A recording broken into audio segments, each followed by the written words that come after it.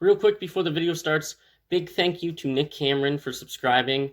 All new subscribers get a shout out, and thank you for watching. I'll try my best. Oh, gee whiz, true believers, here we go in Young Avengers #2.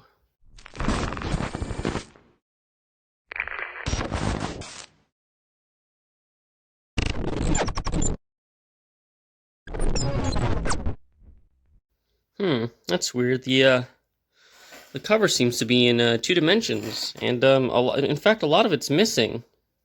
Hold on, I know what to do.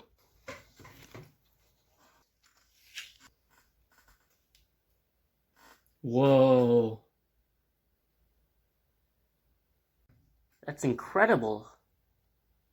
Even the pinnacle of 1950s technology can't help this book.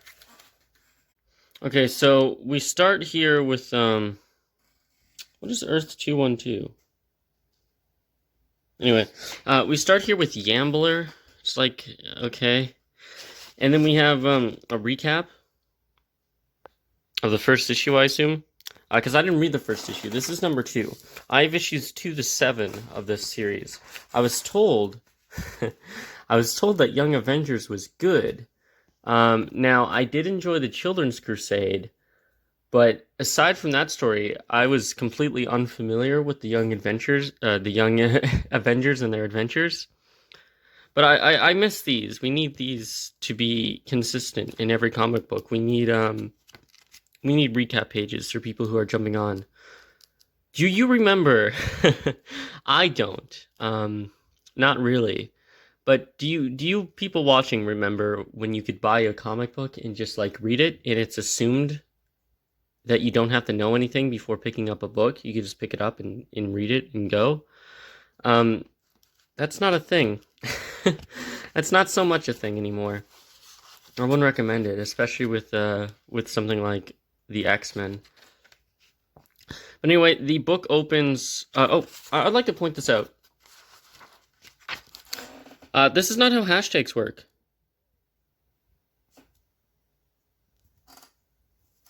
That's not how hashtags work. It's not how you format a hashtag. But anyway, so we wake up and we get Wiccan and Hulkling.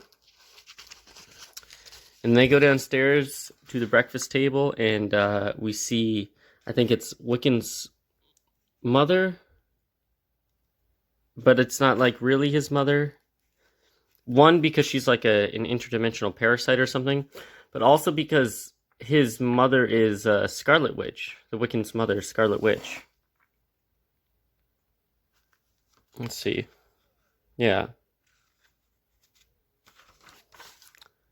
So already I don't know what's going on. I have no idea what this family dynamic is. I have no idea why Wiccan is with these people instead of Scarlet Witch. Because Scarlet Witch like went through hell to save her kids in like Avengers Disassembled and House of M and stuff.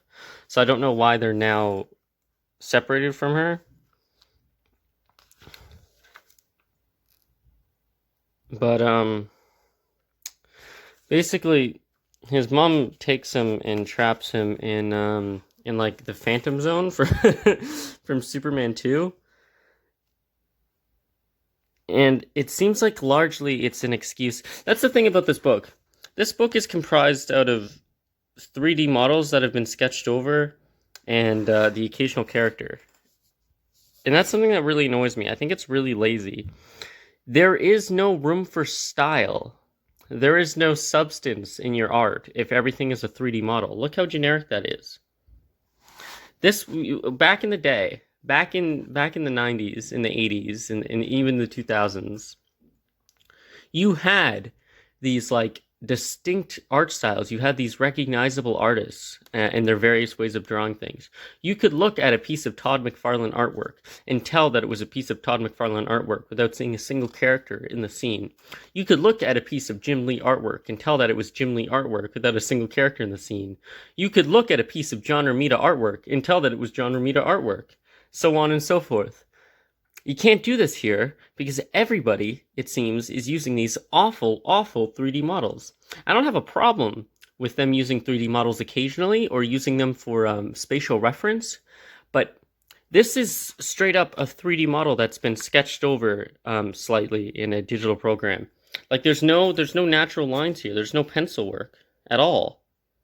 Even the characters look like indie artwork. None of these look like Marvel drawn characters. There's no style, there's no finesse. Right?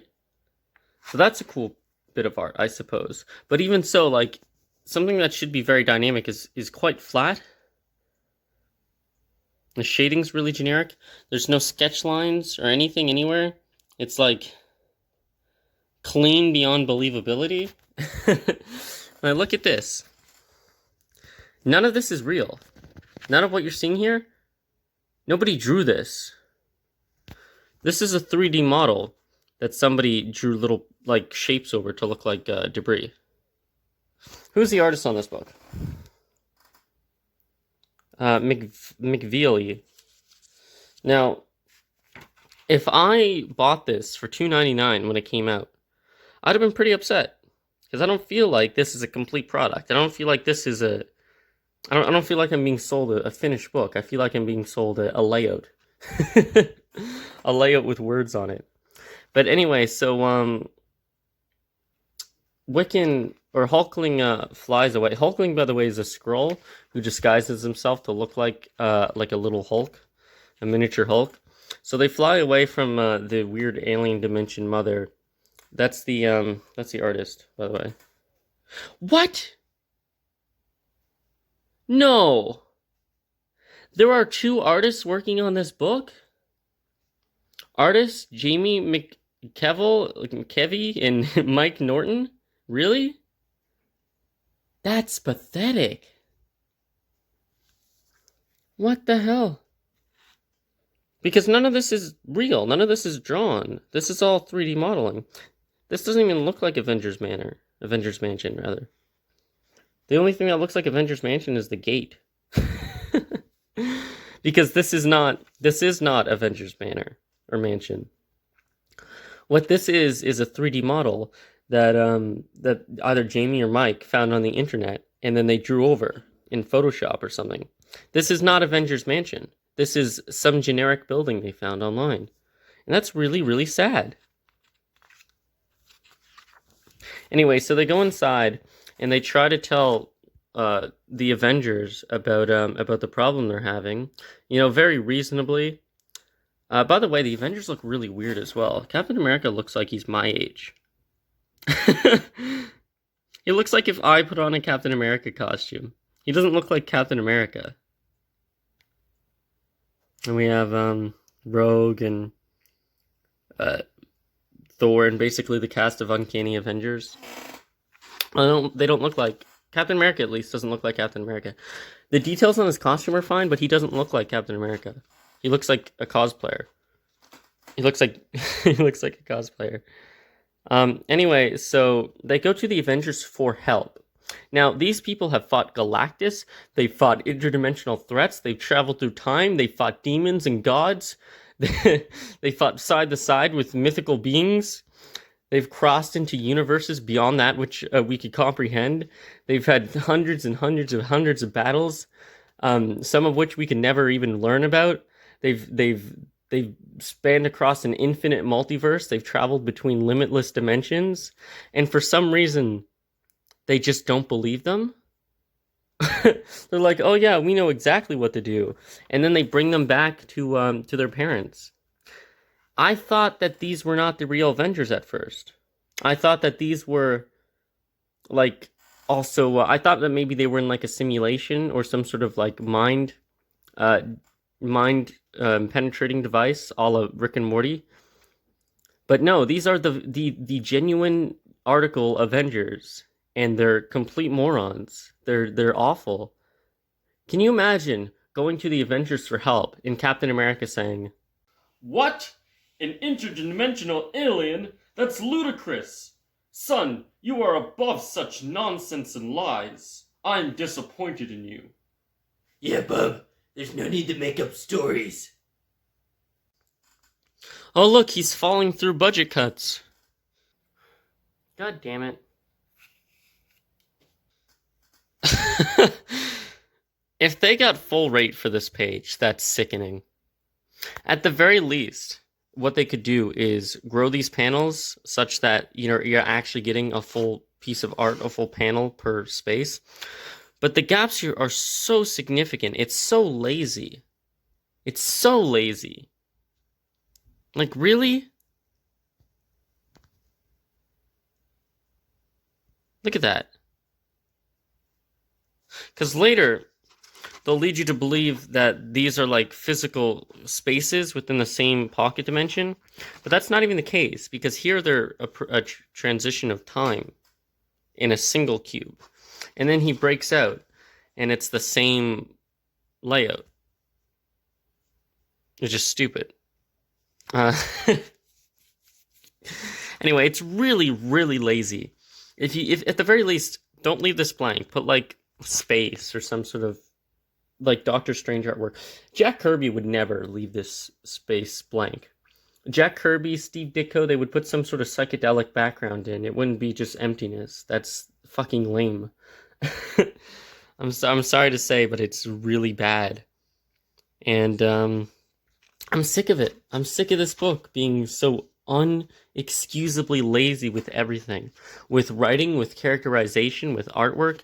Everything in this book is so, like, unforgivably stupid and lazy. It's insane.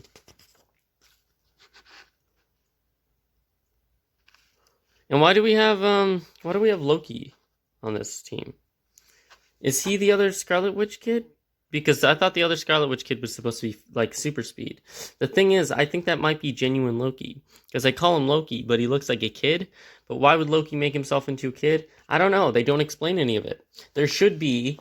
Okay, in every issue of Spider-Man, every single issue of Spider-Man from, like, 1980 to 1999, at the beginning of every book, it said, Peter Parker was a 15-year-old science student who got bitten by a radioactive spider, blah, blah, blah. He could have stopped the burglar. He didn't. He learned that with great power, there must also come great responsibility, and therefore he is become the Amazing Spider-Man, or the Spectacular Spider-Man, or the adjective related to the book you were reading. There's none of this, like, throw you in blind bullshit. I hate it. I hate it so much.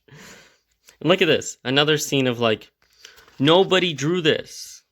This is not drawn. This is a 3D model. It's so lazy. All of these panels are virtually identical.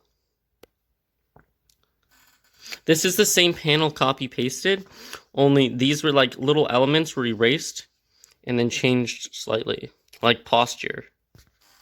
It's so inexcusably lazy. Look, this is the same static shot we get from here.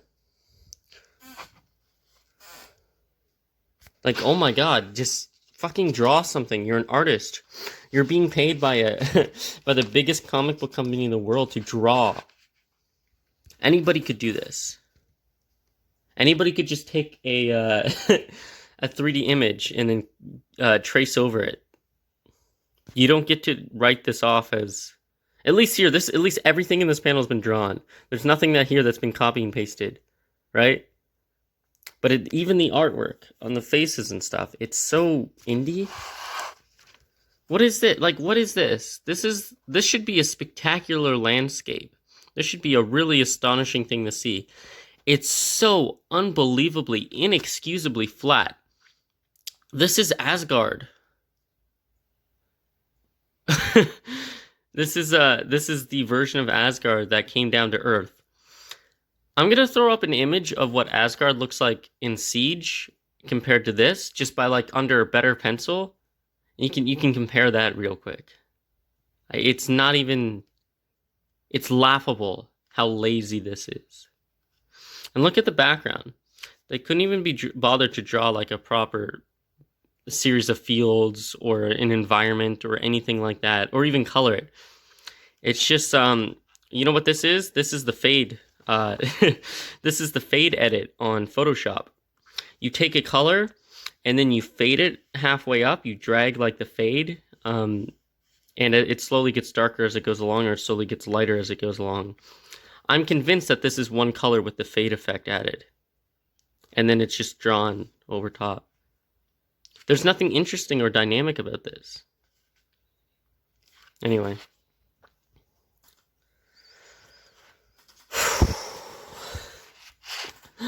Now, I will say this looks okay. This Luffy here, he looks fine. But it's like, really?